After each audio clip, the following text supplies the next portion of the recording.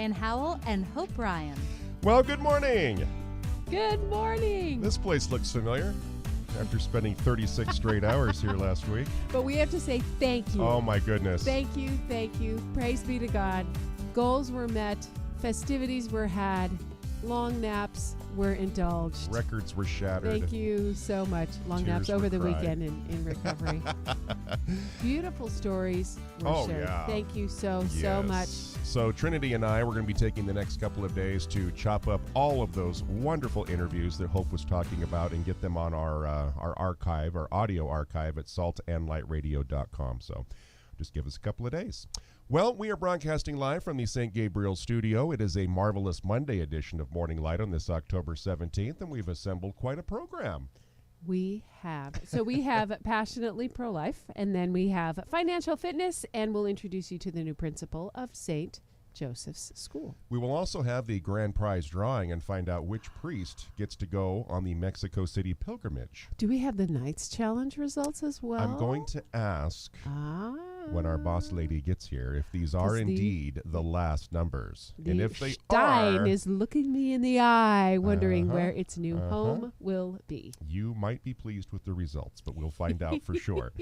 Pray for our priest, please, especially today, the retired Father Roger LaChance, who was ordained back in May of 1967. Pray for vocations as well. This week we'll be praying for Deacon Nelson Sintra at Mount Angel Seminary. And today is the feast of St. Ignatius of Antioch, whose writings during his travels have helped with the records on the history of the church. We'll learn all about that later in the hour. But right now, let's start off with prayer. In the name of the Father, and the Son, and the Holy Spirit. Amen. Amen. Prayer from St. Ignatius of Antioch. I am the wheat of God, and am ground by the teeth of the wild beasts, that I may be found the pure bread of God. I long after the Lord, the Son of the true God and Father, Jesus Christ. Him I seek, who died for us and rose again. I am eager to die for the sake of Christ. My love has been crucified, and there is no fire in me that loves anything. But there is living water springing up in me, and it says to me inwardly, come to the Father. Amen. Amen. In the name of the Father, and the Son, and the Holy Spirit. Amen.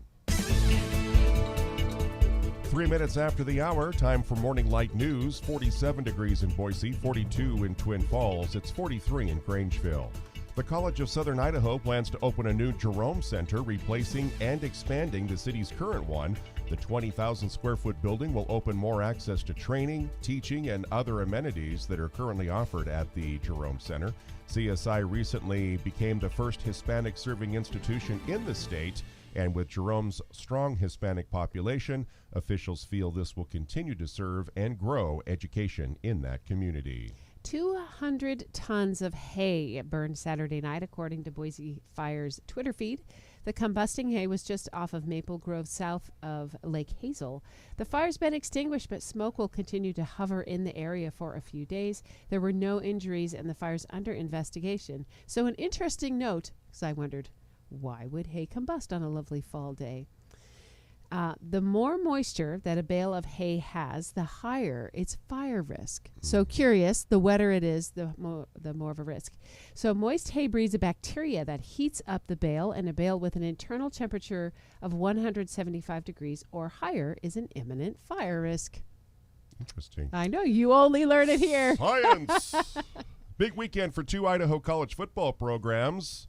Congratulations to Coach Jason Eck for making us the Idaho Mighty Vandals once again, as they traveled to Missoula and shocked the number 3 ranked Montana Grizzlies with a 30-23 upset. The game really wasn't that close, as the score might indicate. It was, Those were charity points. yeah, it really was at the end.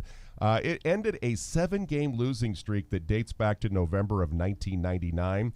And the Vandals, most important of all, get to bring home the Little Brown Stein. Oh. It is the oldest traveling trophy in the Big Sky Conference. And congratulations also to the Idaho State Bengals. They defeated Cal Poly 40-31 on Saturday for their first win of the season.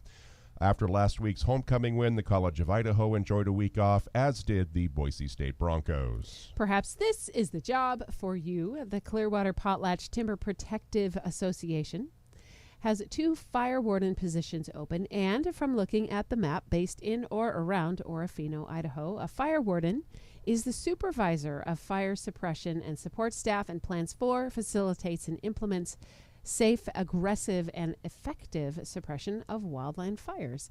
This person works closely with the Department of Lands and related entities. Pay is around $30 an hour. A full job description can be found at cptpa.com. Traffic and weather are next. Salt and Light Radio thanks Snake River Pool and Spa for their financial support as a Beacon of Light member. They also support Sacred Heart Ranch of Idaho, providing housing, support, and unconditional love to young women during life's difficult transitions. The website is sacredheartranch.org to learn more about this powerful ministry. And let Snake River Pool and Spa make it easy to take it easy with your family. Located in Boise, Twin Falls, and Meridian, or online at thespateam.com. Good morning, Light Traffic. Your commute looks amazing this morning. And I'd have to make up stuff to tell you anything other than that. So far, so good on a beautiful Monday morning. And that's your morning Light Traffic. Sunny and mild in the Treasure Valley over the next few days. Highs in the upper 70s, overnight lows in the mid 40s. Magic Valley, expect partly cloudy skies this week with highs in the mid 70s and lows near 40 degrees. Camas Prairie, sunny conditions through Wednesday, highs near 70, lows in the upper 30s. Right now, 43 at Holy Apostles in Meridian. In Jerome, 46 degrees at St. Jerome's, and 39 in Mountain Home at Our Lady of Good Counsel. We'll take a short break and be back with our passionately pro-life segment as Morning Light continues on a marvelous Monday. In the pew or in the park, sun, rain, or snow, virtual or in person, our Catholic community has events for every reason of the season. Salt and Light Radio likes to highlight these events in a weekly Monday e-newsletter we like to call Spotlight. It's a short listing of community events for the week. Be in the know of activities in the Catholic community to strengthen your faith and grow. To sign up, go to saltandlightradio.com and click on the Spotlight. Support for Salt and Light Radio comes from Beacon of Light member Treasure Valley's Home Team. Have you been thinking about making your move to another home? If you also want to support those who don't have the basics of human needs in Cité Soleil, Haiti, then make your best move with your local team, Treasure Valley's Home Team, who has proudly founded the Kizito Family Haiti USA, and we are serving the poorest of the poor in Haiti. Treasure Valley's Home Team is owned by Marie Fitzgerald, MBA, and licensed with Coldwell Banker. St. Paul's in Nampa invites everyone to come to a Blacklight Bingo Halloween party on Sunday, October 30th. Paper plays 2 set minimum and machine play 4 sets minimum. The door opens at 4 p.m. and the games start at 6 p.m. sharp. The bingo party will be at 2900 East Railroad Street in Nampa. For more information, please call 208-466-9405 or check them out on Facebook. Bring your friends.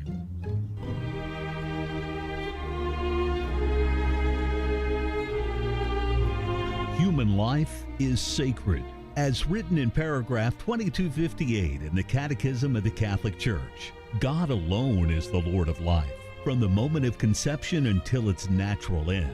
Morning Light now presents Passionately Pro-Life, a weekly segment that focuses on all the important topics from womb to tomb. 9 minutes after the hour, this is a marvelous Monday edition of Morning Light, heard across the Salt and Light Catholic Radio Network. Joined in the St. Gabriel studio by Mario DiCino. And today we're going to talk about how church teaching on contraceptives changed his life and what he did about it. Good morning. Thanks for joining us. Good morning, Brian. Well, how long have you been a Catholic? Well, I've been Catholic since about 2001 when I joined RCIA St. John's Cathedral, coming out of the Navy. Basically, we'd baptize our 2 children. We were sacramentally Catholic when we married in 1993, but we really didn't fully begin to live that faith journey until about 2001 when I was confirmed. Now, And I have met your wife. Yes. She is one of the most So delightful people. I've had a on the few second looks when people learned that we weren't like just these amazing, staunch, faithful Catholics our whole life. It didn't work that way. So we definitely had My wife had a reversion actually in Austria in 2009 when we moved back to live above her parents in a home there. So the journey's definitely been here and there. Yeah. I don't remember much about my RCIA class since it was 20 plus years ago, but I don't remember anything really being mentioned about the church's stance on contraception. Did it get covered in your? I would agree with you there too, because now that you ask about the contraception part, when we married, my wife was on birth control. Yeah. And we contracepted all the way until I got a vasectomy reversal, right? So basically the challenge that we faced was we knew that when we got into the church, and we knew from different faith teachings that we were in one part of our life absolutely not living in conformance with the church's teaching. And so that was something that I think tugged on us through the years. The interesting change of when did we switch from birth control pill to vasectomy was around 2002. My wife was having continued complications from taking the pill. Her OBGYN basically denied that that was the cause of the complications and had her switch pills several times. Finally, one day I remember opening that little fold-out paper that's like an accordion fold and read all the side effects that this thing had, and it was everything she was going through. Wow. So, just being a couple years in the church and not thinking anything better, I said, I know what I can do. I'll be a man and I'll go get a vasectomy. Mm-hmm. And I remember the insurance covered it. It was quite quick to have this procedure done. And then we just continued on life in this manner. Some other key events that kind of came into our faith journey, I did Cursillo around 2005.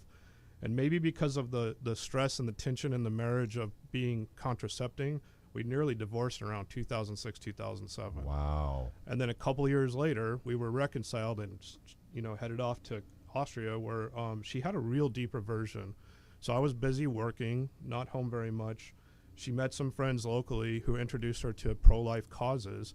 And before we knew it, we actually joined a couple pro-life demonstrations over in Austria.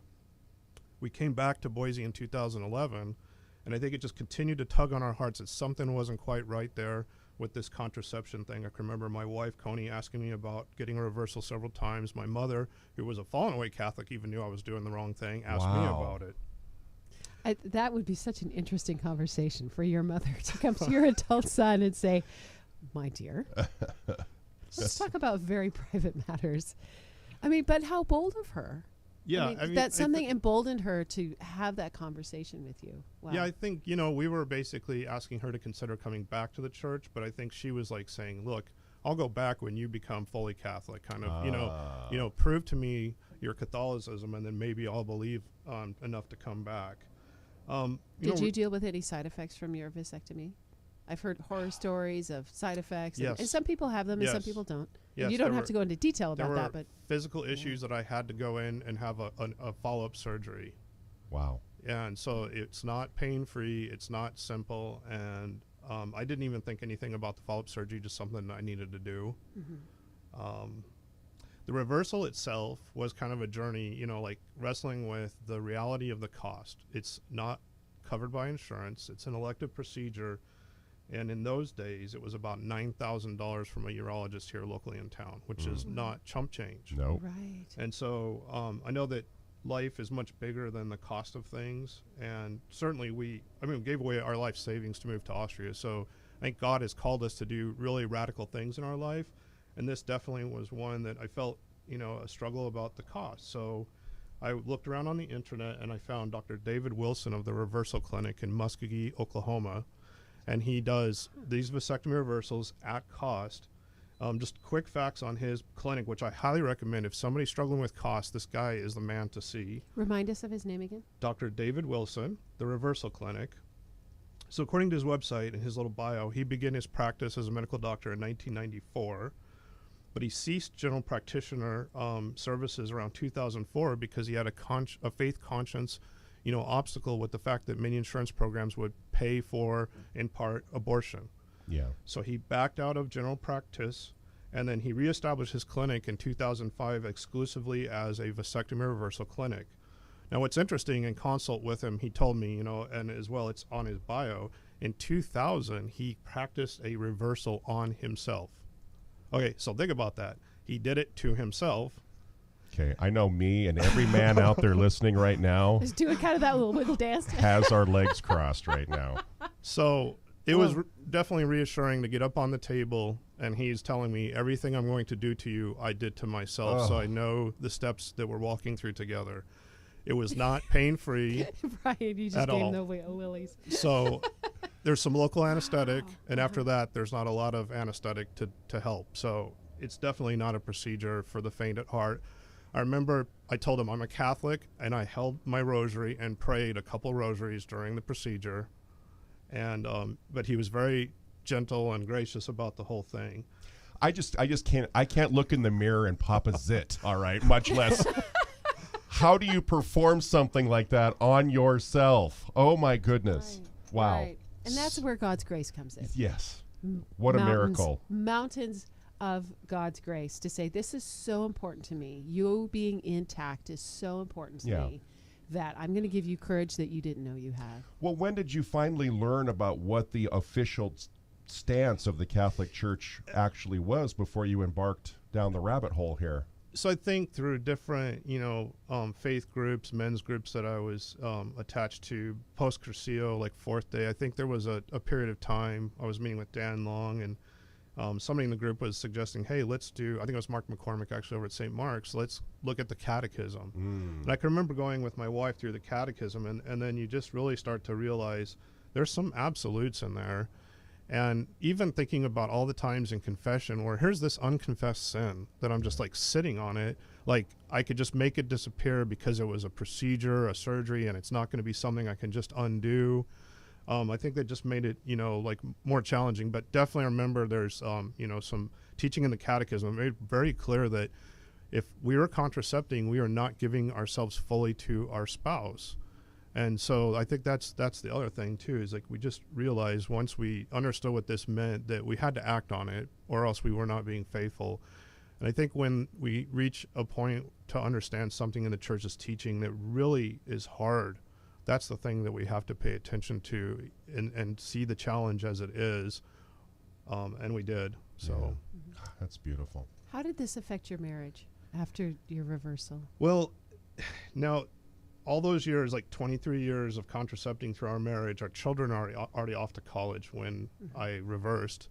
And so there's like this hope that maybe there'll be that third child, right? And it didn't happen so quickly. So even though the reversal was verified successful, she didn't just suddenly become pregnant. Like when we were in our early 20s, it was like pregnancy was just, you think about it and it happens. Right. But maybe as we're aged and life is different, but we feel better, right? So even though we didn't immediately become pregnant again as we'd hoped for, but we felt better about how we present ourselves, that we're not holding something back anymore and that we're more conforming to God's will in our life.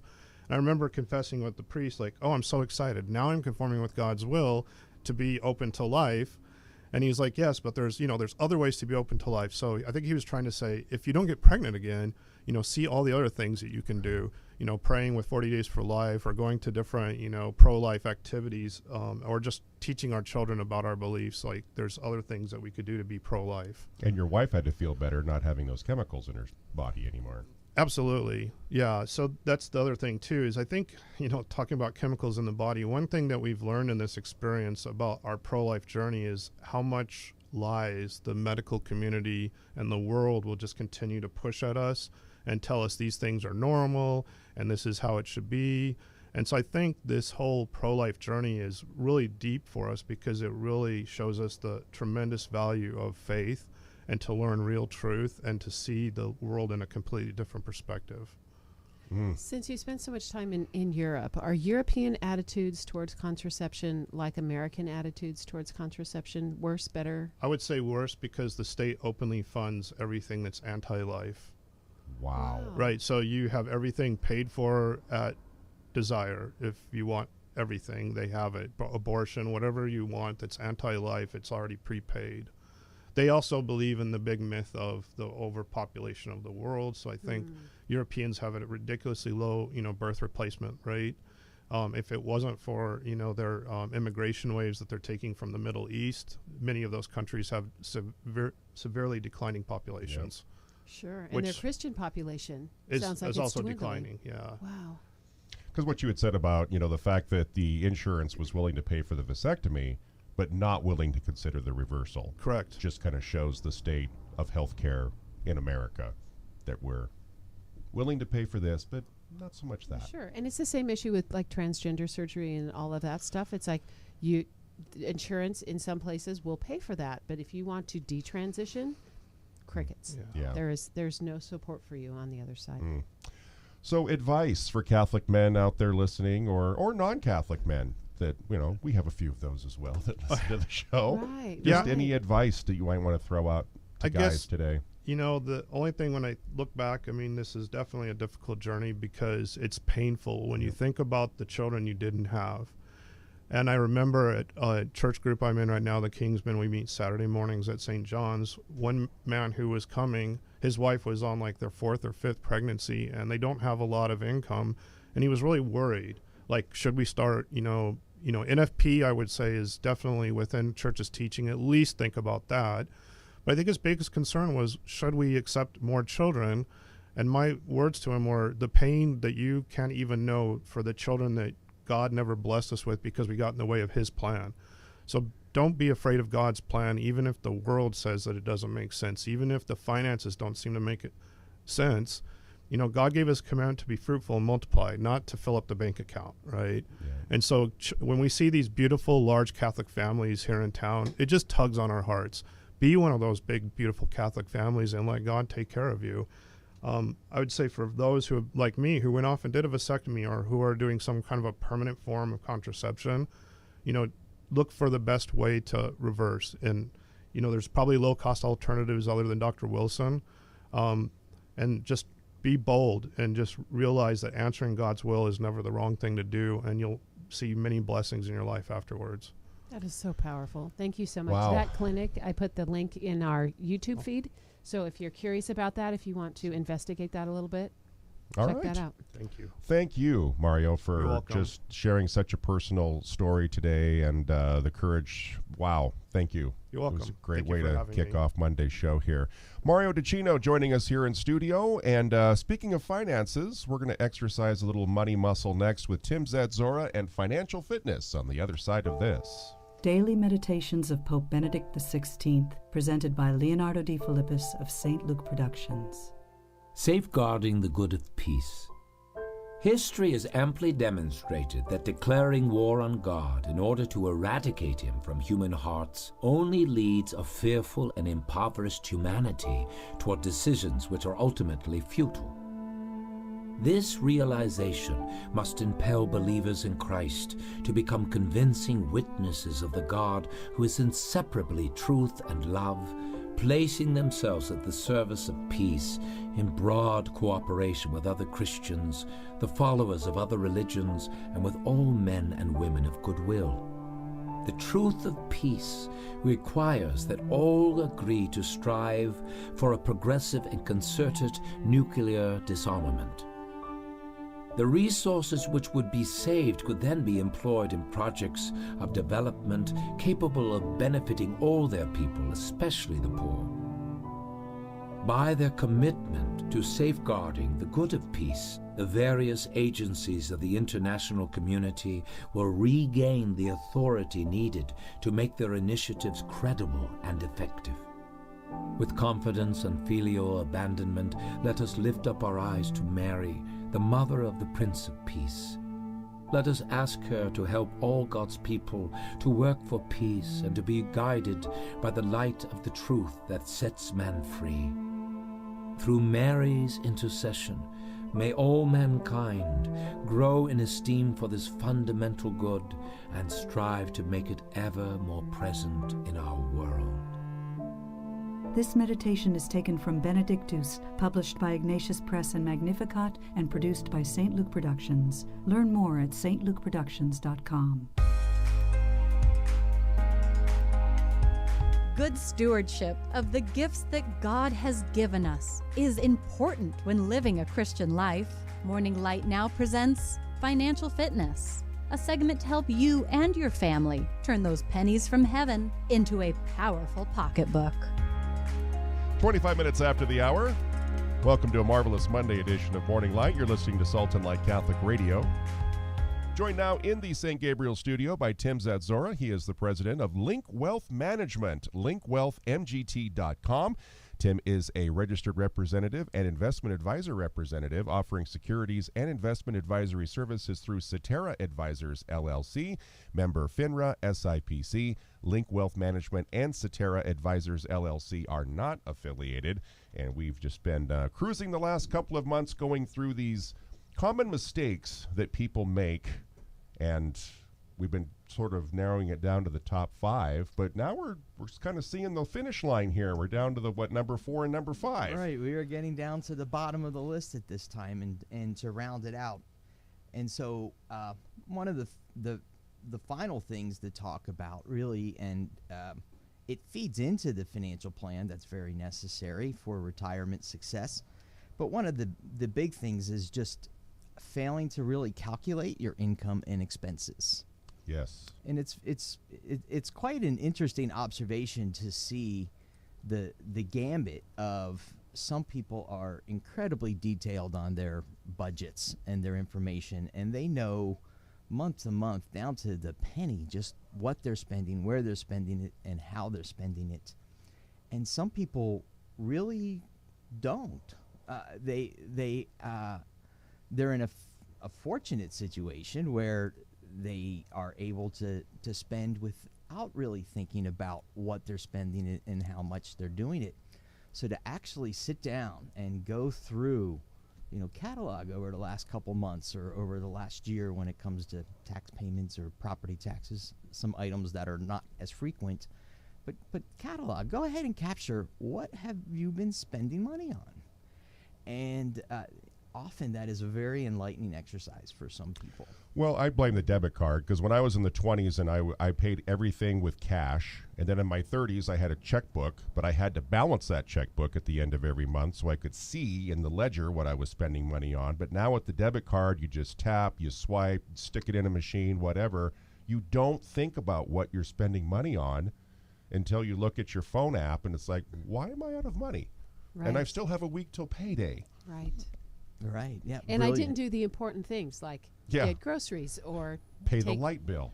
Yeah, right. Right, and that is a brilliant point. It has become so easy to spend save for money. retirement. Or save for retirement. Yeah. We think we often put ourselves last. Yep. Right, and it's very easy to swipe and pay. Accessing food, coffee, other beverages has become so easy. Right, I mean, there's a place in every parking lot almost to want to just take $5, $8, $10 a day, just wipes it right out, and you can lose sight of that. And when you stand back and take inventory and you go, boy, these are a lot of expenses. So just starting with a very solid foundation on where are you and what are you spending on is invaluable. So then that takes care of here and now, right? And then your income sources, generally those are better known. Maybe there's some anticipation in the future of income sources, inheritance or some legacy giving from other family members. But for the most part, we know our income pretty well. But then we want to go through the next exercise and say, okay, the things we're spending our money on now, what should we not be spending our money on in retirement? And so hopefully things like mortgages and car debt, some of those long-term debts are going away and no longer become monthly expense items. And then you want to add, okay, what might change? Well, if you're not commuting to work every day, maybe not as significant now at work from home, but if you're not commuting to work every day, transportation costs might go down. Your clothing costs might go down. Fashion is less important as you age. Well, you change what you're wearing for what you're doing. Right. So and I was thinking about medical costs are going to change because as we age, the reality is things hurt more. Our risks for disease are more. Preventative testing's happening more often. And if you're not working, that your insurance coverage is changing and all that medical stuff. Absolutely. So not only do we look at what's going to go down when we retire, but then we start thinking what's going to go up. Medical expenses probably is the flashing red light there. That's the big siren that's sounding. What are they going to be? And my elbow hurts just thinking about it. Right. And for many people, this is just a real big sense of uncertainty, and we really don't know, right? We can know on average that an average retiree is going to spend somewhere, $250,000 to $300,000 in retirement on medical expenses and healthcare costs. That's a lot of money, right? So what is that coming out of? Well, that's the other piece, is what are your retirement income sources, right? So a salary when you retire is generally going to go away, and you're going to replace it with Social Security, pension perhaps, or drawing funds from a 401k or other retirement plan or retirement savings that you have in place.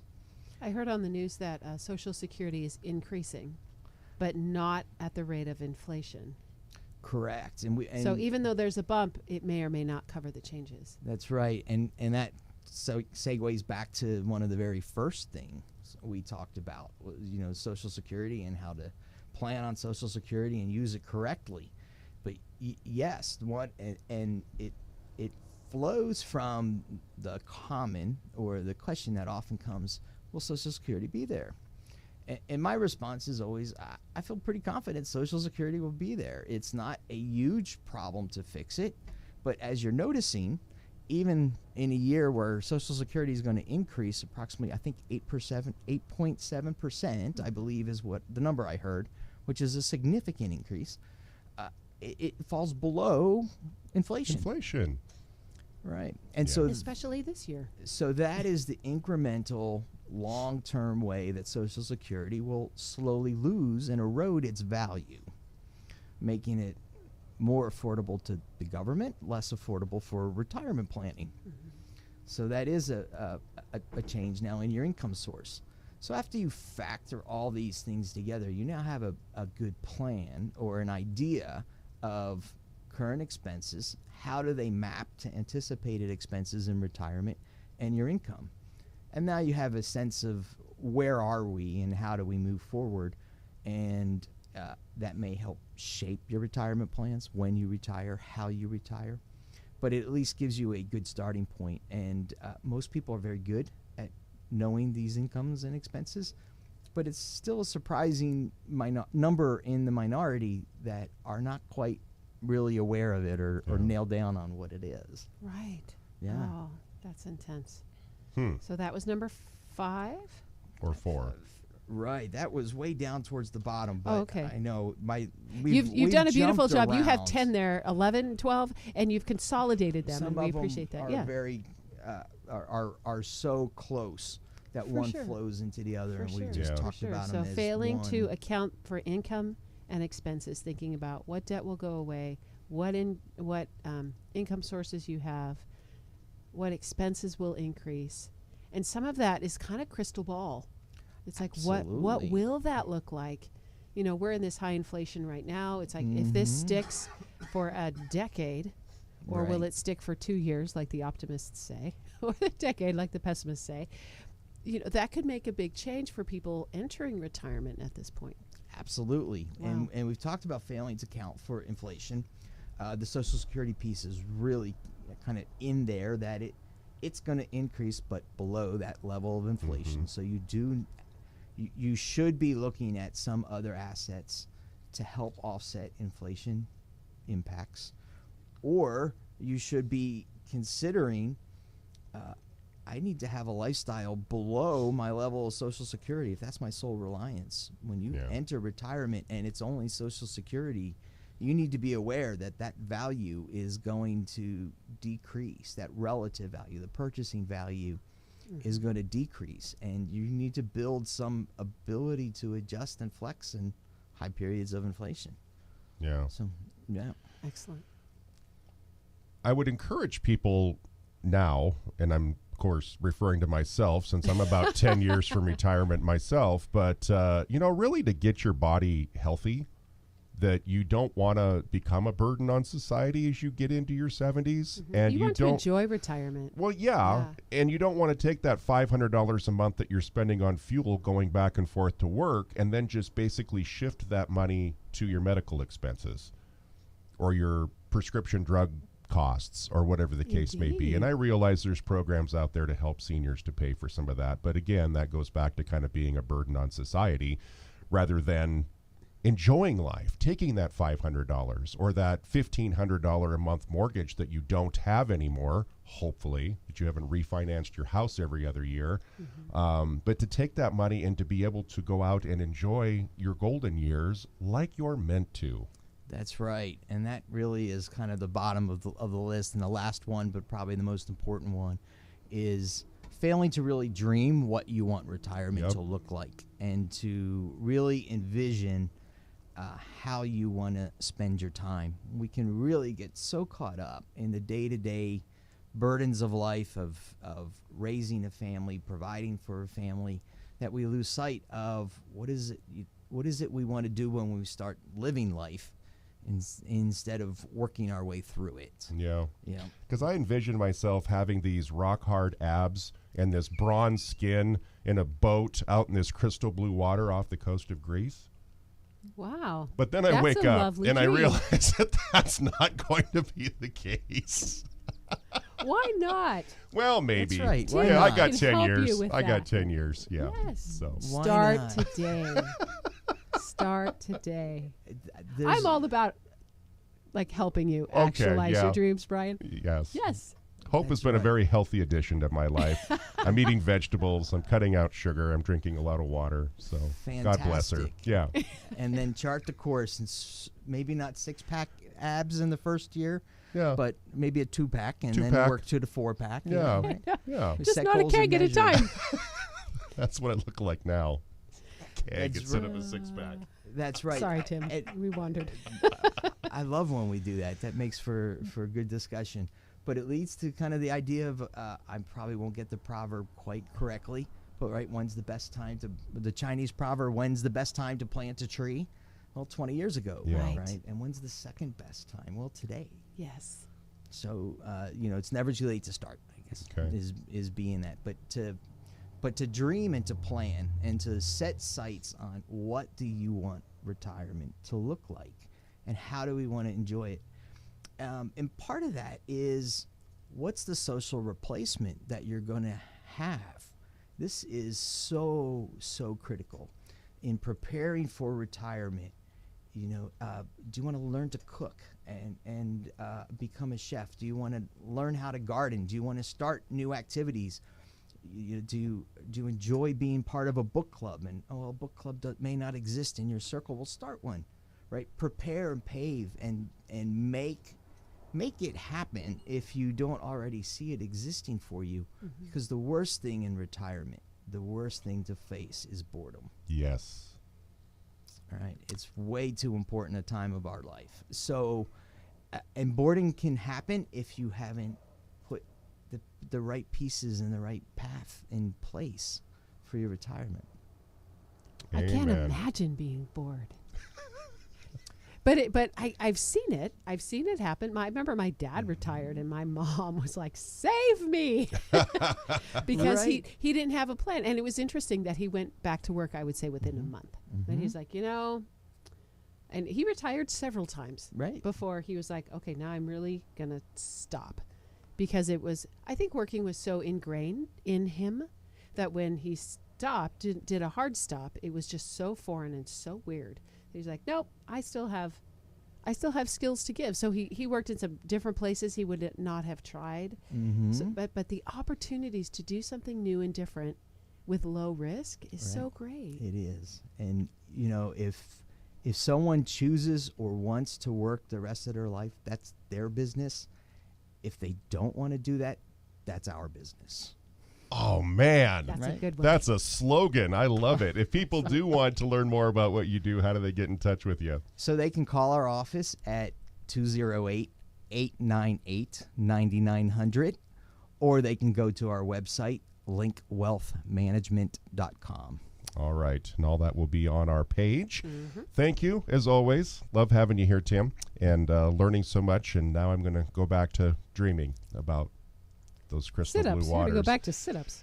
Yeah, there are going to be those in my future for sure. All right. Well, we're going to take a short break here. When we come back, we'll have our grand prize drawing and find out which priest gets to go to Mexico City, courtesy of Salt and Light Radio and Proximo Travel. Salt and Light Radio is your local, listener-supported, lay Catholic media apostolate. We would like to support your efforts to spread the good news of Jesus Christ and His church in your community. Public service announcements on this station are a great way to make people aware of your organization's upcoming event. Reach listeners who want to know, and best of all, they're free. Learn more by clicking the Public Service Announcement tab on our website, saltandlightradio.com. Salt and Light Radio thanks Beacon of Light member Capital City Heating and Cooling for their support. With over 50 years of combined experience, they're dedicated to providing efficient solutions for your family's home comfort. Clients are treated with integrity, and it shows from the high ratings and recommendations on Google and Yelp for customer satisfaction. Located at 420 North Curtis Road in Boise, the phone number for Capital City Heating and Cooling is 208-345-4115, and the website capitalcityheating.com.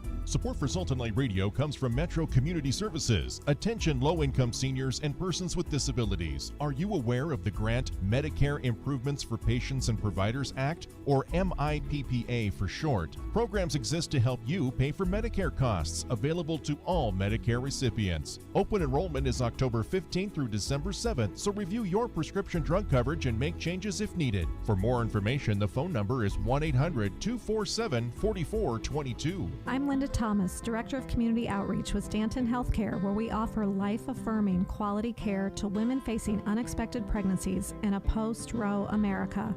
We invite you to join us at Stanton's annual Fall Gala, Creating a Community of Hope, on Thursday, October 20th, 6:30 p.m. at our simulcast location, Valley Life Community Church, here in the Treasure Valley. RSVP to attend at no charge with family and friends by visiting stantongala.com. During the gala, you'll hear from our courageous Stanton moms who chose life for their babies when finding help and hope at Stanton Healthcare. You'll also hear from our special guest speaker, Rebecca Hagan, whose miraculous story is something you will not soon forget. Space is limited, so RSVP today at stantongala.com. That's stantongala.com. Together, we're creating a community of hope.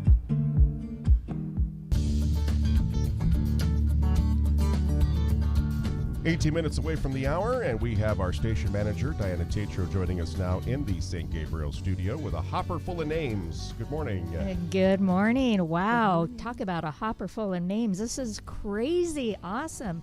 I have to tell you, we got to answer the phones, and during the Fall Pledge Drive, which, by the way, I have to say thank you to all of the listeners, to Hope and to Brian, to the entire staff for an amazing job, for everything that they've done. The stories were so inspiring, hopefully to you, but I know to even for myself, to hear some of the stories. Wow, I don't know how you guys do it sometimes, because it's like, wow, I was just almost in tears to see some of the journeys that some people have gone through and how strong their faith was. And so it really inspires me to stay stronger. But when answering the phones, people got an opportunity to put their favorite priest in the hopper to go on this wonderful 7-day pilgrimage to Mexico City. And every pilgrimage needs a priest to be on it. It's a spiritual journey. And so we wanted to have our listener supporters give the names of their favorite priests and to hear the stories of how their priests inspire them. I mean, just if I could just take some of those stories and put them on the air too, they were incredible. And I really want to say thank you to all of the pastors for everything that they do for our communities. They enrich us not only just on the Sundays and during Mass, but throughout the year. And your parishioners really, really love you, and we really love you as well. So. And you were saying during the break that you think that every priest in our diocese is represented in that hopper. Wow. Everyone's got a chance. Yeah, and we had people more than once call back just saying, okay, I put this priest in, but this other priest is a very favorite priest of mine too, and it's really hard to choose, so I'm going to make a second gift just so I can put another name in there. So that is so cool. Yeah. Wow. And it's great when I got the same calls from the same people going, all right, And then I actually had one lady send me 3 checks because she just could not make up her mind. So she gave 3 names for to go in the hopper. I just loved it. It was just, thank you. and the notes that said, that just tells you how her Betty loves it. But if you don't know about the Mexico trip, it is a 7-day trip. It's from February 15th through February 21st. Of this coming year? Of this next coming year. Well, and if you've never been on a organized trip, oh my gosh, it is absolutely amazing. You wake up and your transportation's there. They take you to breakfast. They take you to dinner. They have all the transportation, everything to go all these events. And there's no waiting because everything is put through. And then you get to hear more information about the different places that you'll attend without feeling like you're trying to do it on your own. I've done trips by myself where we've organized it, and then I went on my first organized trip, and what a difference it makes. These are 4- and 5-star hotels, and so we have only certain number of seats, and we already have several people that have committed to going. So we'll have an informational meeting that's going to be coming up on November 15th, maybe one even sooner than that. But just look at our website, see the different days of the pilgrimage, register early to secure your spot. All right. Well, let's tumble the tumbler there and All find right, out you want to who see is who? going to win. Yes. So when we pull the name out, we'll reach out to the priest to see if it works in their schedule. If it doesn't, then we will ask the priest to give us a separate designate. Here it is. Here it comes. I'm so excited.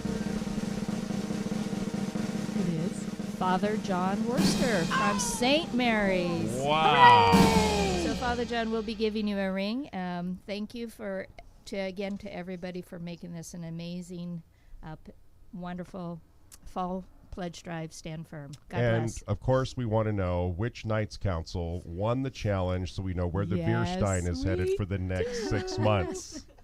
Well, that's even another fun part of the fall pledge drive is hearing the Knights and the people that want to reach out.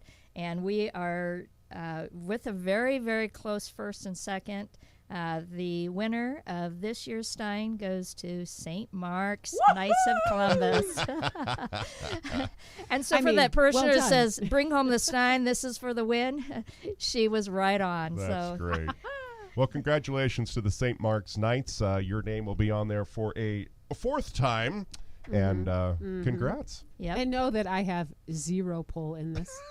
I mean, big goose egg pull, other than maybe beseeching with more heart during St. Mark's You know Hour. people. You know people. Well, and I also want to say... They really want it. And they really want to support Salt and Light Radio. They love do. the good news of Jesus Christ all day long. And I just wanted to shout out to St. Paul's and St. Mary's because you're in a close 2nd and 3rd spot. So awesome. Good job to everybody. God bless you all for your gifts and support. St. Mary's doesn't often get in the top 3. That's impressive. No, that was very impressive. St. Mary's has done an amazing job. They've really just kind of grown this last couple years. So they may be small in number, but mighty in spirit. There you go. Sweet. Let's learn more about our saint of the day. When we return, we'll wrap it up with the new principal. Can I let people know that there's an accident on, since we're not doing the news, traffic, and weather, on State Street in Star.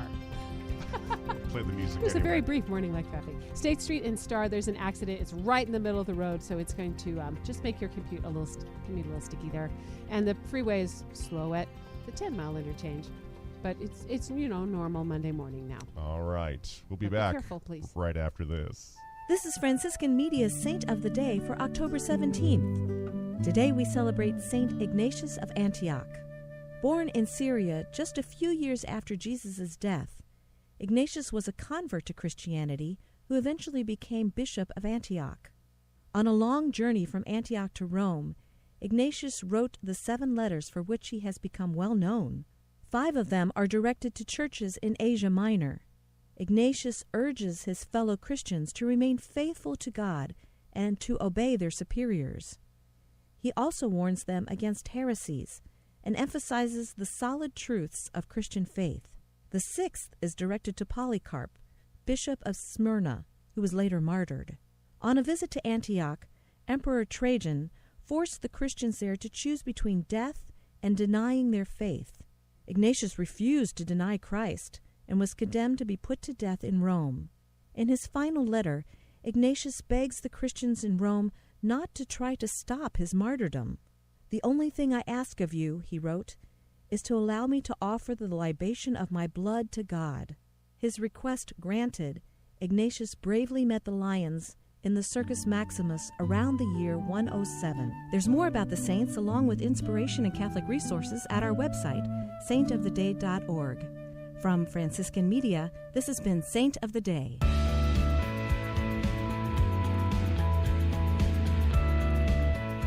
Ten minutes away from the top of the hour as we wrap up this marvelous Monday edition of Morning Light, heard across the Salt and Light Catholic Radio Network. We're talking with the new principal of St. Joseph's Catholic School, Randy McCormick. Good morning, Randy. Morning, Brian. Good to see you. Glad to have you back. It's been a while.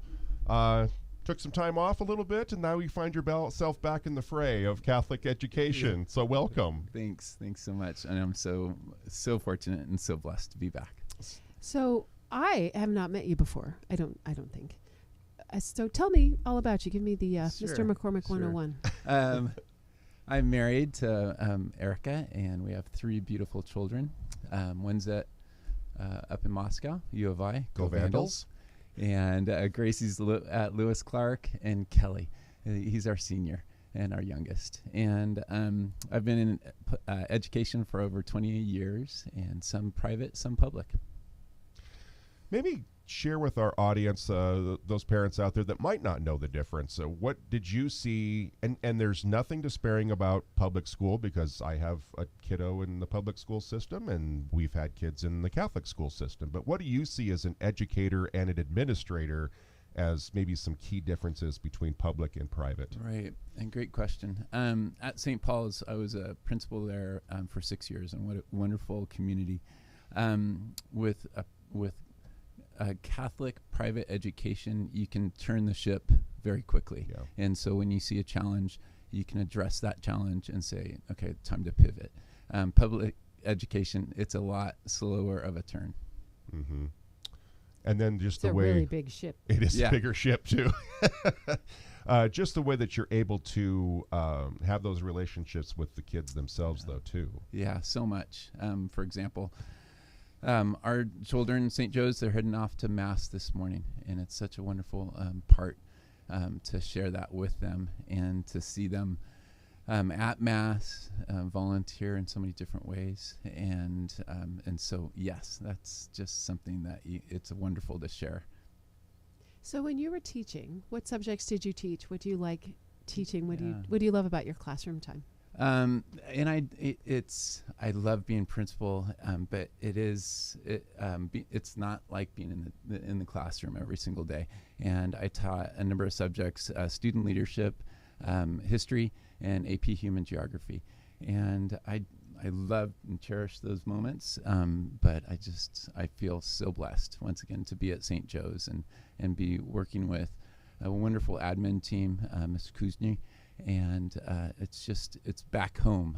Our kids went to St. Joe's. Okay. Yeah, and so it's just the continuity of the education that I see is something special. And Mr. Yancey and other teachers who have been there literally for 20, 25, 30 years, you can't beat that. So let's talk about the school itself. It has so much history behind it, and as does St. Paul's. So Right. You've been in 2 unique schools that have had just this rich history, like over 100 years. Right. And so even though you've only been there for a few months, I'm sure you have all kinds of stats and history that maybe you can share about the school itself. Yeah, coming across so many old photos. I mean, literally boxing at the St. Joe's gym in the 1920s and 30s.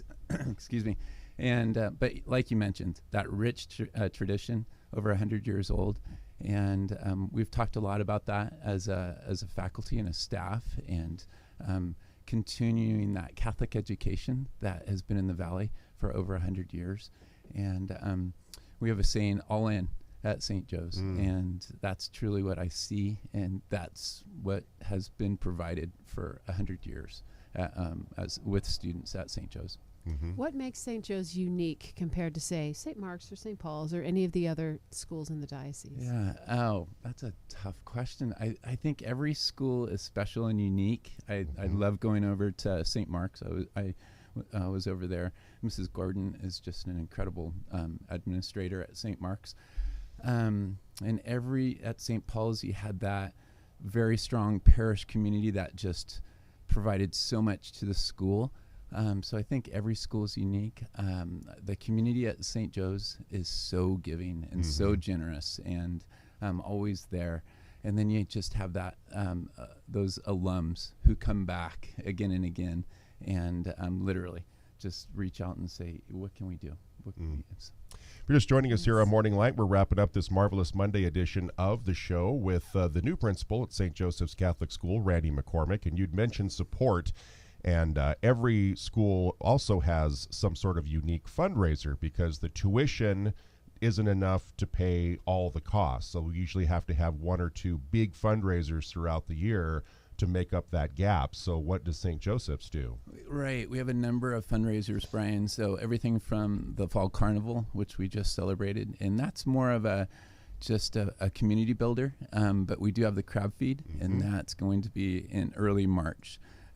So those are two unique and I think familiar activities for our community. And then throughout the year, we always have an outreach.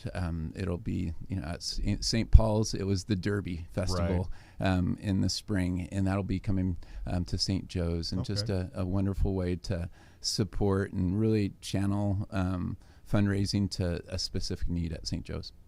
Well, I hope the crab feed is successful. My understanding, I have a son who likes crab. We try to find crab for his birthday, and there's like a crab shortage because of the war in Ukraine. Evidently, a lot of American crab comes out of Russia. Interesting. There's your random little fact for that. Huh. So, knowing that you've had a lot of lead time to locate, hopefully, American crab to find it for the event that'll be in March, which always sounds like it's a lot of fun. Yes, it is.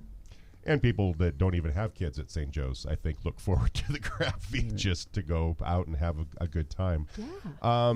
So there's that space between the back of the school and the side of the cathedral that traditionally was just sort of asphalt. But here recently there was this big push to actually give the kids a good playground, and that was successful. Right. Our current superintendent spearheaded the Playtopia playground area, and with the support of the St. Joseph's community, we're coming close to the goal. It was $1 million to build that Playtopia. The kids just absolutely love it. They just cherish going out on recess and to crawl around and play around on that. And I remember, with our little ones, it was the chips and a few jungle gems, and it's vastly changed, and it's made much of safer. metal.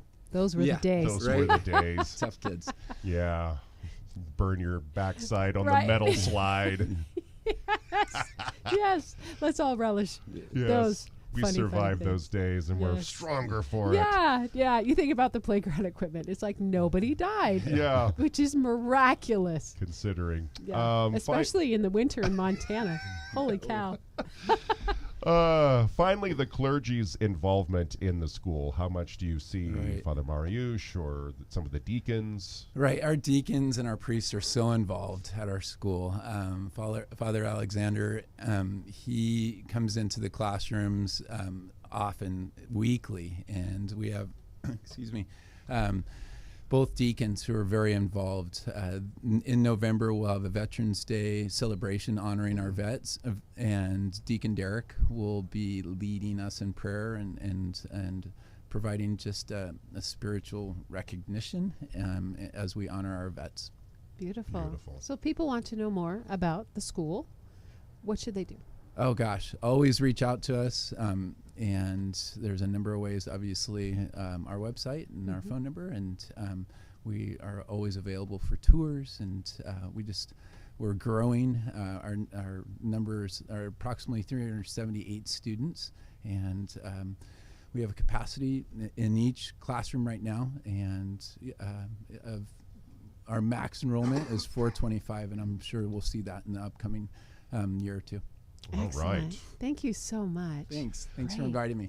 All right, that is going to wrap up this marvelous Monday edition of Morning Light. Later today, go to saltandlightradio.com, click the Morning Light page, and hit podcast if you missed any of today's segments or previous programs. Please watch us on YouTube, follow us on Facebook and Instagram. Questions, comments, or prayer intentions, send us an email, morninglight@saltandlightradio.com. Well, tomorrow we will be talking with the Idaho Lay Dominicans. Chef Lou Aaron will bring you Cooking with Scripture and Catholic counseling provided by Matt. So you're invited back for a terrific Tuesday edition of Morning Light, 7 a.m. Mountain, 6 a.m. Pacific. St. Maximilian Kolbe, Pray for us. St. Ignatius of Antioch. Pray for us. St. Gabriel the Archangel, pray for us. Have a great day. Thanks for listening. Thanks to all